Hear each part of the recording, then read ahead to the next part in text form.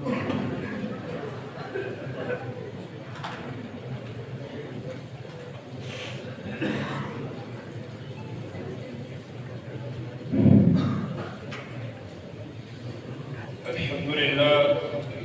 لله رب العالمين والصلاة والسلام على سيد الأنبياء والمرسلين وعلى آله وصحبه أجمعين.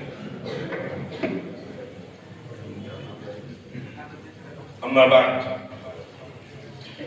حسن ازل کے دیوانوں اور شمع محمدی کے پروانوں، کتنی پرکیف ہے محفل اور کتنا مبارک ہے اجتماع اور کتنا روح پروار ماحول اور کس قدر خوش نصیب ہیں وہ لوگ جو اس میں کسی طرح بھی حصہ لے رہے ہیں، بحیثیت سامع یا بحیثیت متکلم۔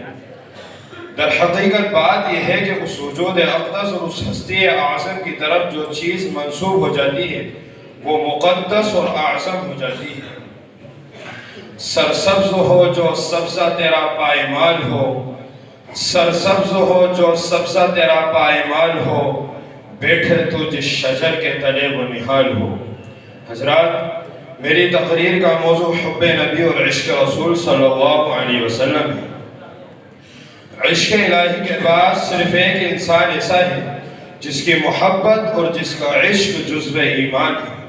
اللہ اللہ، انسانیت کی ہی معراج، انسانوں میں ایک انسان ایسا بھی گزرا ہے، عالم بشریت میں ایک بشر ایسا بھی ہے کہ اس کو مانے بغیر ایمان نہ معتبر اور اس کے عشق کے بغیر اسلام نہ مکمل۔ کیا خوب کہا ہے کہنے والے نے، گھٹے اگر تو بس ایک مشت خاک ہے ورنہ، گھٹے اگر تو بس ایک مشت خاک ہے ورنہ، بڑے تو وسعت کونین میں سما نہ سکے۔ بعض اہل قلم نے لکھا ہے کہ اس انسانی کامل کا ایک حیرت انگیز معجزہ یہ ہے کہ انسانی قلوب سے جو خراج محبت اس نے وصول کیا وہ دنیا کا کوئی انسان وصول نہ کر سکا۔ آپ صلی اللہ علیہ وسلم سے جتنی محبت کی گئی اتنی محبت کسی سے نہیں کی گئی۔ اور جیسا کہ صاحب قلم نے لکھا ہے کہ رسالت و پیغمبری کے بعد آپ صلی اللہ علیہ وسلم کی عظمت العظمات، یعنی تمام عظمتوں میں سب سے بڑی عظمت یہ ہے کہ آپ صلی اللہ علیہ وسلم نے تمام عظیم انسانوں کو اپنی طرف کھینچ لیا۔ حاضرین کرام، عہد رسالت میں بعض حضرات سے ہجرت کرنے میں سستی ہوئی اور ان کی زبان سے یہ جملے نکل گئے، إن نحن هاجرنا ضاعت أموالنا وذهبت تجاراتنا وخربت دورنا وقطعنا أرحامنا۔ اگر ہم ہجرت کریں گے تو ہماری جائیدادیں ہاتھ سے نکل جائیں گی، کاروبار سے ہاتھ دھونا پڑے گا اور رشتہ داروں سے قطع تعلق کرنا ہوگا۔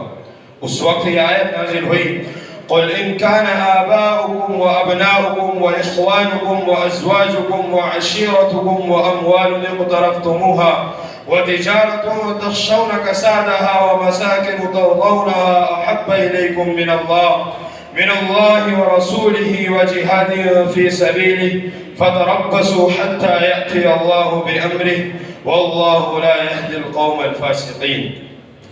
اس آیت کریمہ سے آپ نے کیا سمجھا؟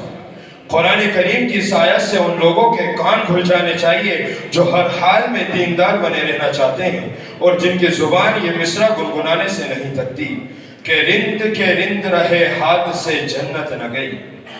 آیت کریمہ ان لوگوں کے لیے چیتاونی ہے جن کے سینے عشق نبی سے خالی ہیں اور جنہوں نے دین و ایمان اور جنت و دوزخ کو ایک کھلونا سمجھ رکھا ہے۔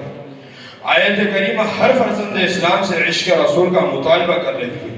قاضی عیاض مالکی نے اسی آیت سے استدلال کیا ہے کہ عشق رسول ہر امتی پر فرض عین ہے۔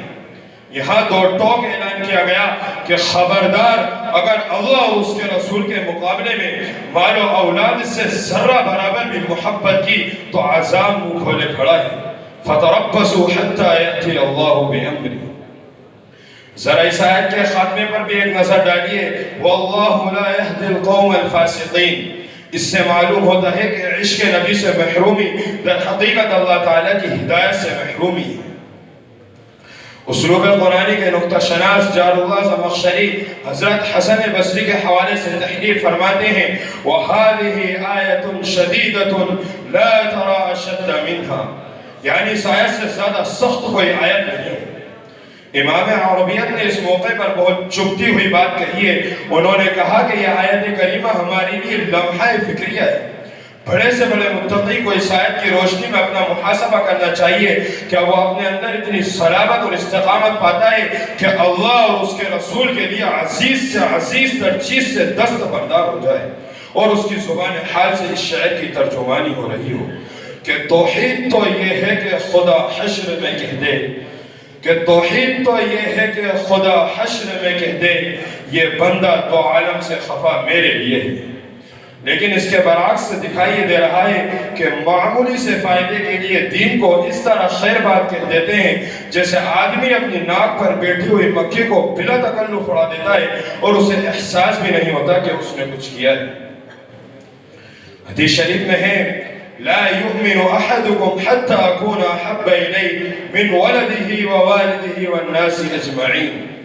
اس وقت تک کسی کا ایمان معتبر نہیں ہے جب تک مجھ سے جان نثاری اور شرعیت کا تعلق نہ ہو، اور میں اس کے دل و دماغ میں اولاد و والدین اور تمام عزیزوں سے زیادہ عزیز اور محبوب نہ ہو جاؤں۔ مشہور بزرگ سہل بن عبداللہ تستری فرماتے ہیں من لم ير نفسه في ملك رسول الله صلى الله عليه وسلم لا يذوق حلاوة سنته رسول الله صلى الله عليه وسلم۔ جو شخص اپنی جان کو رسول اللہ صلی اللہ علیہ وسلم کی ملکیت نہیں سمجھتا وہ سنتوں کی حلاوت نہیں پا سکتا۔ دل سوز سے خالی ہے نگاہ پاک نہیں ہے، دل سوز سے خالی ہے نگاہ پاک نہیں ہے، پھر اس میں عجب کیا کہ تو بے باک نہیں ہے۔ حاضرین کرام، ملاحظہ فرمائیں، حقیقی عشق کا امتحان بزم میں نہیں رزم میں ہوتا ہے۔ نرم بستروں اور جھولوں کی سیجوں پر محبت کے جو گیت گائے جاتے ہیں وہ معتبر نہیں ہوتے۔ معتبر وہ نغمہ محبت ہے جو تختہ دار پر گایا جاتا ہے۔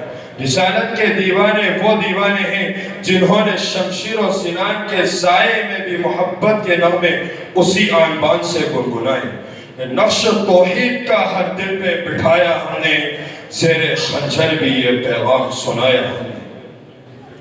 امام بیہقی حضرت عروہ سے روایت کرتے ہیں کہ حضرت زید بن ثابت رضی اللہ عنہ جن کو مقام رجع میں دھوکے دے کر مشرکین نے قید کر لیا تھا اور اہل مکہ کے ہاتھ فروخت کر دیا تھا، اہل مکہ ان کو قتل کرنے کے لیے جب مقتل میں لائے تو ان کے قتل کے وقت قریش کے معزز سردار تماشا دیکھنے آئے۔ جب قاتل نے تلوار ہاتھ میں لی تو ابو سفیان نے کہا انشدک اللہ یا زید اتحب ان محمدا الان عندنا مکانک نضرب عنقہ وانک فی اہلک۔ زید تمہیں اللہ کی قسم ہے سچ بتانا، کیا تم یہ پسند کرو گے کہ تم اپنے گھر آرام سے جا کر رہو اور ہم تمہاری جگہ محمد صلی اللہ علیہ وسلم کی گردن مار دیں؟ اس صبر آزمہ اور حوصلہ شکن موقع پر اس پروانہ نبوت نے جواب دیا واللہ ما احب ان محمدا الان فی مکانہ الذی هو فیہ تصیبہ شوکۃ تؤذیہ وانی جالس فی اہلی۔ رسول اللہ صلی اللہ علیہ وسلم کو تختہ دار پر چڑھانا تو بہت بڑی بات ہے، میں یہ بھی نہیں پسند کروں گا کہ مجھے چھوڑ دیا جائے اور اس کے بدلے رسول اللہ صلی اللہ علیہ وسلم جہاں تشریف فرمائیں وہاں آپ کے پائے مبارک میں کانٹا بھی چبھ جائے۔ یہ سن کر ابو سفیان نے برملا اعتراف کیا ما رأيت احدا من الناس يحب احدا كحب اصحاب محمد محمدا۔ میں نے کہیں نہیں دیکھا کہ کوئی کسی سے اتنی محبت کرتا ہو جتنی محبت اصحاب محمد کو محمد سے۔ اس واقعے کو شاعر نے خوب نظم کیا، کہا او بے وقوف اور لذت ایمان سے بیگانی، کہا او بے وقوف اور لذت ایمان سے بیگانی، محمد اور محمد کی محبت کو تو کیا جانے، کہاں برداشت دیکھی تو نے شیدائے محمد کی، کہاں برداشت دیکھی تو نے شیدائے محمد کی، خلش برداشت کر سکتا نہیں پائے محمد کی۔ کیا عشق سے محرومی لمحہ فکریہ نہیں ہے؟ کیا یہ غور و خوض کا مقام نہیں ہے؟ سچے تصوف کی ساری بنیاد رسول کریم صلی اللہ علیہ وسلم کے ساتھ محبت اور ربط قلب پیدا کرنے پر ہے۔ اپنے دل کو ذات گرامی کی محبت میں اٹکایا جائے، اسی کے نام پر بکثرت درود و سلام بھیجا جائے اور اسی کے ساتھ پیوند محبت مستحکم کر لیا جائے۔ آپ نے درویشوں کو دیکھا ہوگا کہ ان کے دلوں میں ان کے مرشدوں کی ایسی عظمت بیٹھ جاتی ہے کہ وہ جب کبھی اپنے شیخ و مرشد کا نام سنتے ہیں تو بے چین ہو جاتے ہیں۔